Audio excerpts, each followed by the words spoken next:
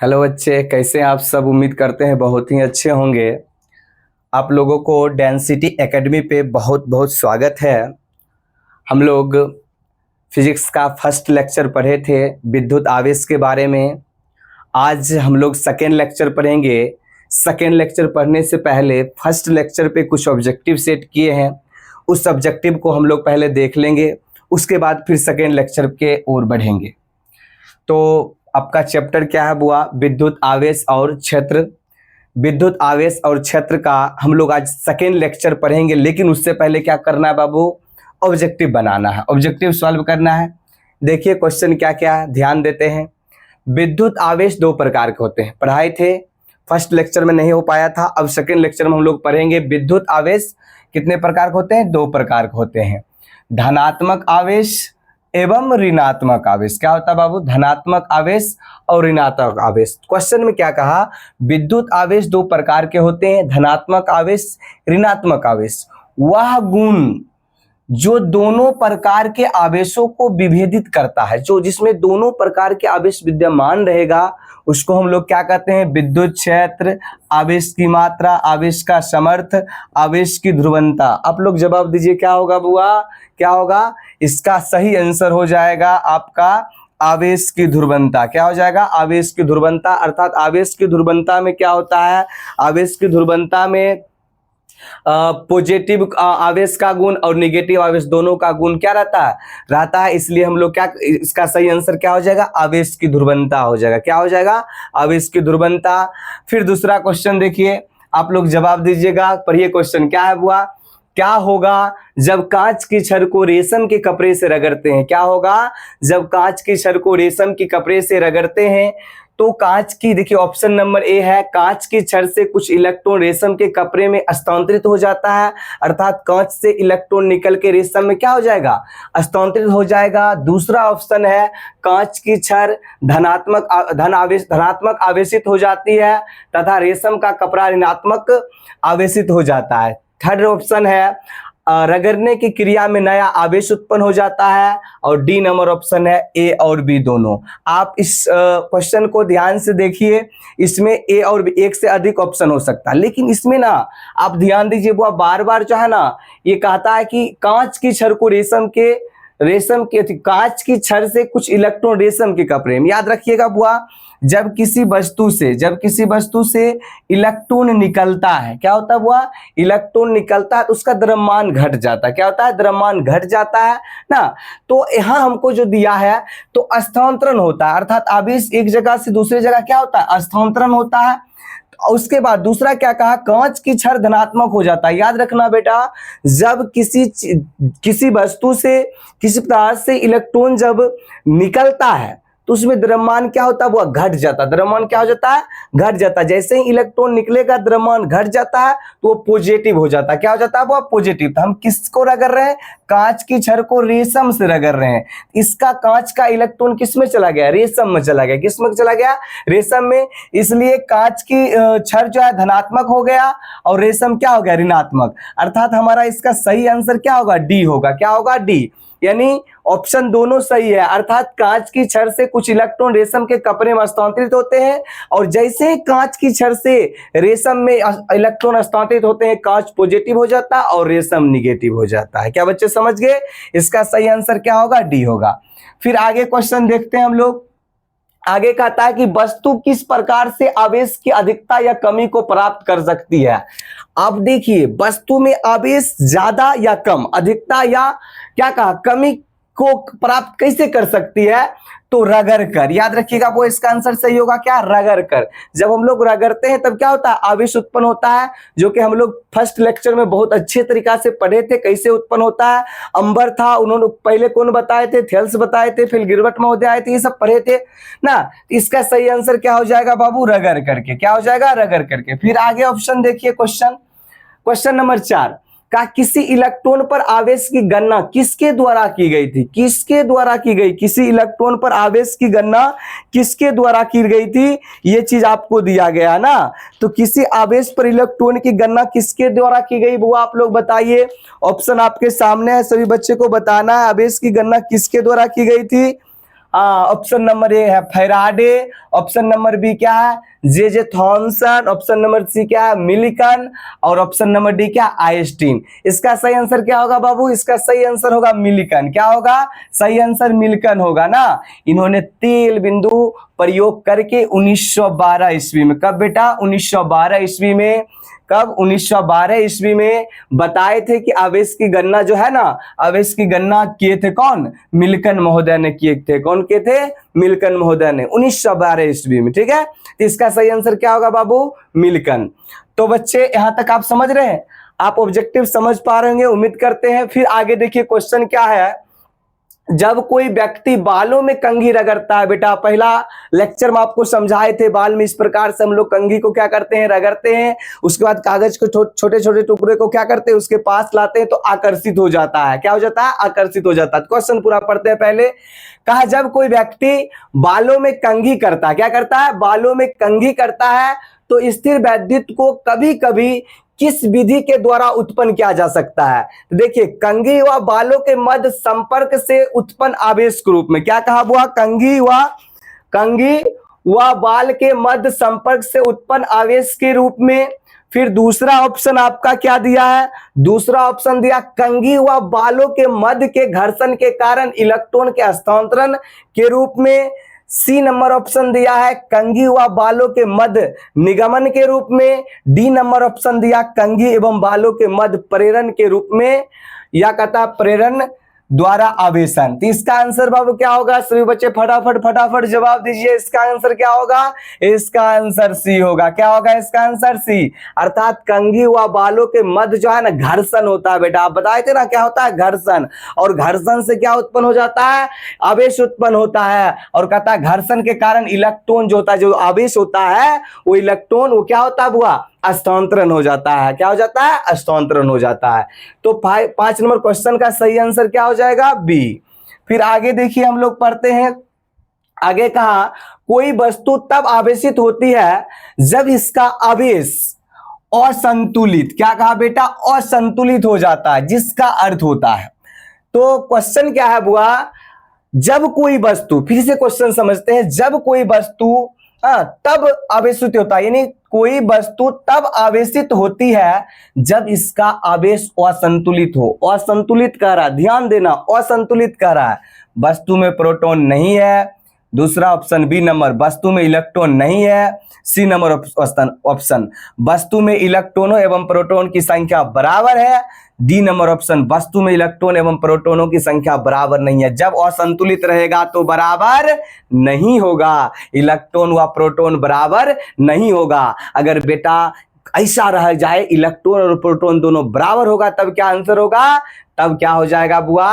वहां पे संतुलित हो जाएगा। क्या हो जाएगा? संतुलित हो जाएगा। क्या यहां तक समझ गए? फिर नेक्स्ट हम लोग क्वेश्चन देखते हैं। नेक्स्ट क्वेश्चन 7 नंबर का, किसी चालक के संपर्क में किसी आवेशित पिंड को लाए बिना, बात समझ रहे, लाए बिना ही आवेशित करने की विधि कहलाती है। यानी चालक के संपर्क में आवेशित पिंड को हम लोग नहीं लाएंगे, फिर भी इस विधि को क्या कहते हैं? पर ये क्वेश्चन चुंबकीयकरण। क्या कहते हैं? चुंबकीयकरण। ऑप्शन बी विद्युतकरण, क्या कहा? विद्युतीकरण। ऑप्शन सी स्थिर विद्युत प्रेरण। ऑप्शन डी विद्युत चुंबकीय प्रेरण। फटाफट आप लोग जवाब दीजिए। इसका आंसर क्या होगा?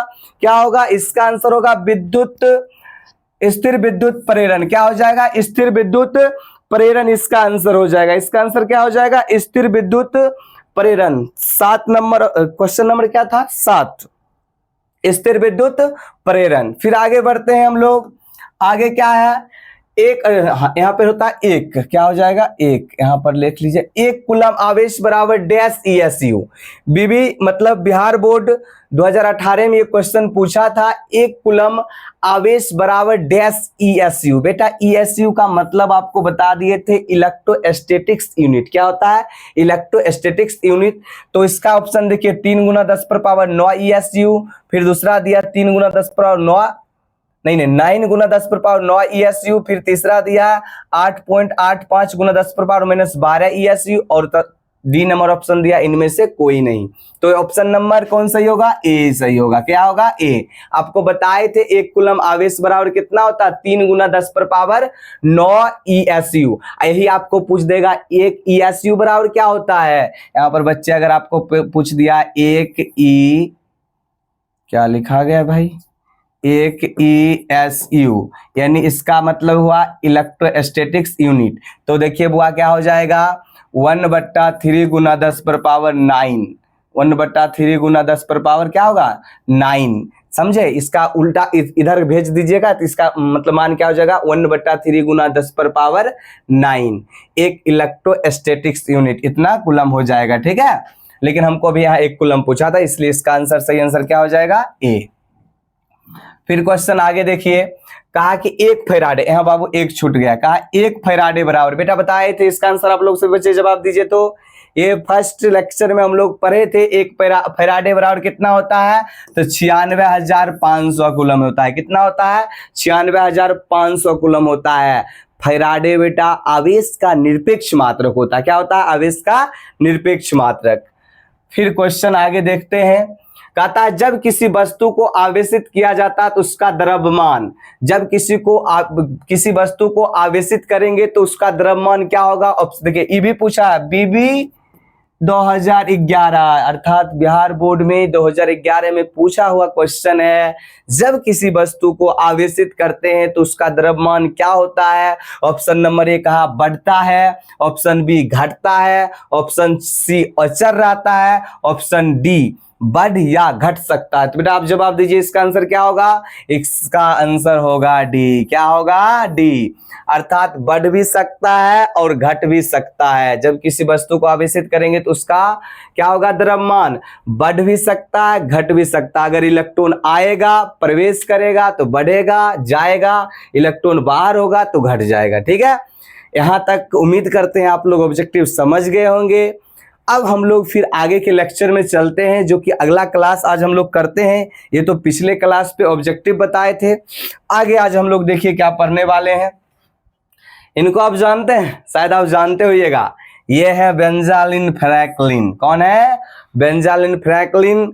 यही उड़ाए थे पतंग, उड़ी उड़ी जाए दिल की पतंग उड़ी उड़ी जाए। आप सुने होइएगा ये गाना, लेकिन ये पतंग गाना के लिए नहीं उड़ाए थे, इनका दिल वाला कोई बात नहीं था भाई।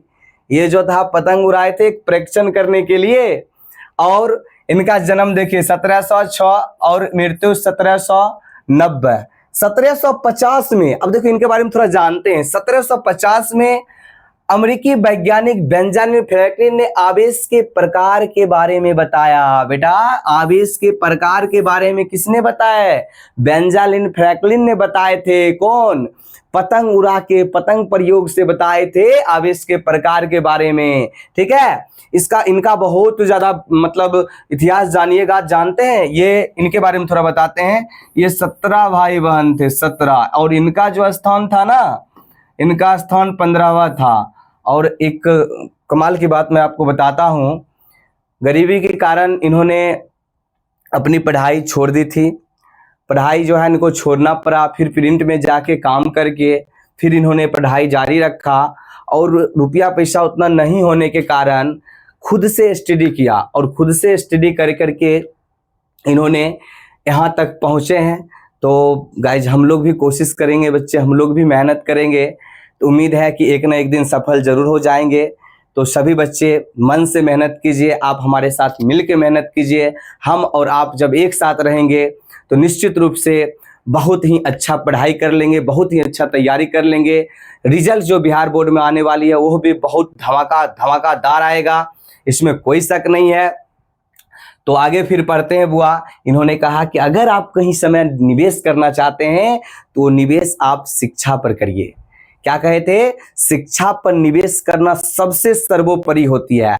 आप कहीं भी समय देते हैं, उस समय को आप बचा करके पढ़ाई पर टाइम दीजिए, शिक्षा पे टाइम दीजिए, ये आपका किस्मत बदल देगा। ठीक है, फिर आगे पढ़ते हैं। तो आवेश के प्रकार के बारे में बेटा कौन बताए थे? बेंजालिन फ्रैंकलिन। कौन बताए थे? बेंजालिन फ्रैंकलिन बताए थे। कब? 1750 में। कब बताए थे बेटा? 1750 में उन्होंने बताया था आवेश के दो प्रकार होते हैं। कितने प्रकार होते हैं? दो प्रकार होते हैं। आगे देखिए, बहुत मजा आने वाला, बहुत मजा आने वाला है। आवेश के प्रकार, टाइप्स ऑफ चार्ज। देखिए बुआ, आज फिर क्या है? आवेश के प्रकार, कलर दूसरा है, ये ले लेते हैं। आवेश के प्रकार, टाइप्स ऑफ चार्ज। आवेश कितने प्रकार के होते हैं बुआ? दो प्रकार के होते हैं। कौन बताए? बेंजालिन फ्रैंकलिन बताए थे। धन आवेश, पॉजिटिव चार्ज। धन आवेश, पॉजिटिव चार्ज। ऋण आवेश, निगेटिव चार्ज। ऋण आवेश क्या होगा बुआ? Negative charge. अब हम लोग ये जानते हैं कि पॉजिटिव कब होगा, निगेटिव कब होगा। बहुत मजेदार तरीके से आपको हम समझाते हैं। कहता है कि बेटा जब इलेक्ट्रॉन बाहर जाएगा, क्या होगा? इलेक्ट्रॉन बाहर जाएगा तो उसका द्रव्यमान घट जाएगा। क्या होगा? उसका द्रव्यमान घट जाएगा। उस स्थिति में क्या होगा बुआ?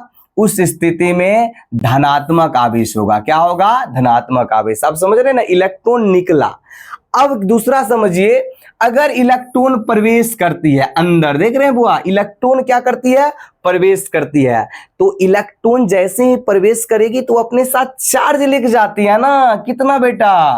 1.6 गुना 10 पर पावर -19 कूलम, इतना चार्ज लेके जाती है। इसको कौन बताए थे? मिल्टन महोदय ने ही बताया था। कैसे? तो तेल बिंदु प्रयोग करके। कब? 1912 ईस्वी में।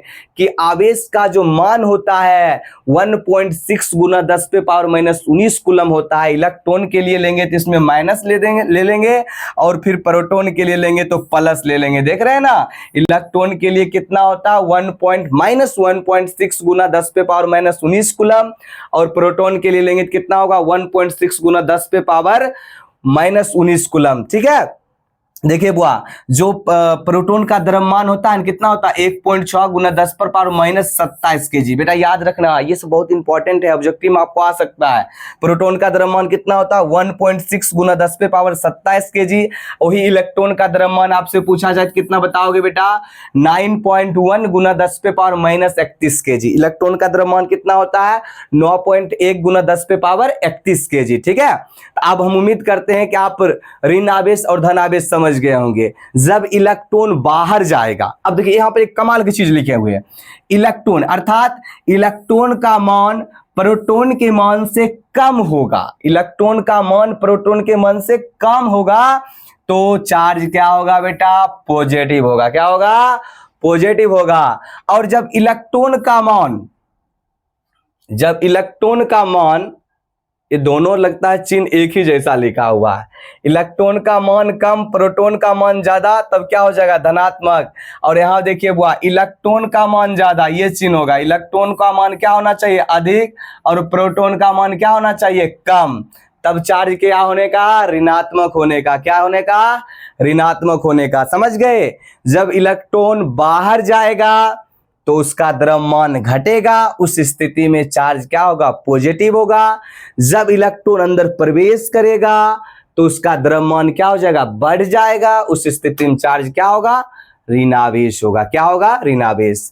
आप ये सब बात पॉइंट को नोट कर लीजिएगा, ये सब इंपॉर्टेंट पॉइंट है, ऑब्जेक्टिव के दृष्टिकोण से बहुत इंपॉर्टेंट पॉइंट है। आगे बढ़े, समझ गए होंगे। आगे देखिए, आगे उसी के बारे में कुछ एग्जाम्पल समझिएगा। कहता कि दो पदार्थों में घर्षण द्वारा हम बताते हैं कि कौन सा पदार्थ धनावेशित होगा और कौन सा पदार्थ ऋणावेशित होगा। यानी हम लोग दो पदार्थों में जब घर्षण करते हैं बाबू बच्चे, दो पदार्थों में जब घर्षण करते हैं तो घर्षण द्वारा हम बताते हैं कि कौन सा पदार्थ धनात्मक होगा और कौन सा पदार्थ ऋणात्मक होगा। तो देखिए वह यह उनमें इलेक्ट्रॉनों की बंधन ऊर्जा पर निर्भर करता है। इलेक्ट्रॉनों की बंधन ऊर्जा पर निर्भर करता है कि कौन सा पदार्थ धनात्मक है और कौन सा पदार्थ ऋणात्मक है। कैसे? देखिए समझिए, एग्जाम्पल के माध्यम से हम लोग समझते हैं। कहता है क्या? फर्स्ट नंबर समझिएगा, बहुत इंपॉर्टेंट पॉइंट है, बहुत बहुत बहुत ही इंपॉर्टेंट। कहा कि कांच की इलेक्ट्रॉनों, क्या? कांच की इलेक्ट्रॉनों की बंधन ऊर्जा, फिर से समझना है बाबू, कांच की इलेक्ट्रॉनों की बंधन ऊर्जा रेशम की इलेक्ट्रॉनों की बंधन ऊर्जा से कम होती है। यानी किसका बंधन ऊर्जा अधिक होती है? कांच का। किसका कम होता है? रेशम का।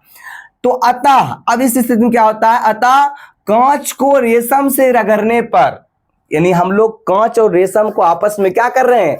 रगड़ने पर इलेक्ट्रॉन कांच से निकलकर रेशम में जाता है। बेटा ध्यान रखने योग्य बात है, इलेक्ट्रॉन किससे निकलकर किस में जाता है? कांच से निकल के रेशम में जाता है। अभी जस्ट बताए थे, अगर इलेक्ट्रॉन निकलेगा, अलग इलेक्ट्रॉन जिससे निकलेगा उसके द्रव्यमान में कमी होगी और वो पॉजिटिव हो जाता है। क्या हो जाता है? पॉजिटिव। और जिसमें इलेक्ट्रॉन प्रवेश करता है बच्चे, क्या होता है? जिसमें इलेक्ट्रॉन प्रवेश करता है उसमें द्रव्यमान क्या होता है बुआ? बढ़ जाता है, अर्थात उसका द्रव्यमान बढ़ जाता है। उसमें इलेक्ट्रॉन प्रवेश कर गया इसलिए उसका द्रव्यमान बढ़ गया और ऐसी स्थिति में क्या होगा? वो ऋणात्मक होगा। तो जब हम लोग कांच को रेशम से रगड़ेंगे तो कौन पॉजिटिव होगा बाबू? कांच पॉजिटिव होगा और रेशम निगेटिव होगा। ठीक है, दूसरा समझते हैं, एवोनाइट। एवोनाइट को हम लोग अवनुष भी कह सकते हैं। बेटा याद रखिएगा, कहीं कहीं आपको बुक में अवनुष ही सिर्फ देगा तो कंफ्यूज नहीं होने का। एवोनाइट या अवनुष के इलेक्ट्रॉन की बंधन ऊर्जा बिल्ली की खाल, क्या है बेटा? बिल्ली की खाल के इलेक्ट्रॉनों की बंधन ऊर्जा से अधिक होती है। अर्थात किसका? एवोनाइट का। किससे? बिल्ली की खाल से इलेक्ट्रॉनों से बंधन ऊर्जा क्या होती है? अधिक होती है। अतः एवोनाइट की छड़ को किससे रगड़ेंगे? बिल्ली की खाल से रगड़ेंगे। किससे रगड़ेंगे बेटा? बिल्ली की खाल से रगड़ेंगे तो इलेक्ट्रॉन, अब ध्यान दीजिएगा, ये जो इलेक्ट्रॉन है ना, इसी पे डिपेंड करता है बाबू कि कौन पॉजिटिव होगा और कौन निगेटिव होगा। मेरी बात समझ रहे हैं? ये इलेक्ट्रॉन है ना, इसी पे निर्भर करता है कि कौन पॉजिटिव होगा और कौन निगेटिव होगा। अगर इलेक्ट्रॉन आपको छोड़ करके दूसरे वस्तु में चल गया तो आप धन्य हो गए। धन्य हो गए मतलब समझ रहे हैं ना, धनात्मक हो गए। और जिसमें ये चला गया उसको ये ऋणावेशित कर देता है।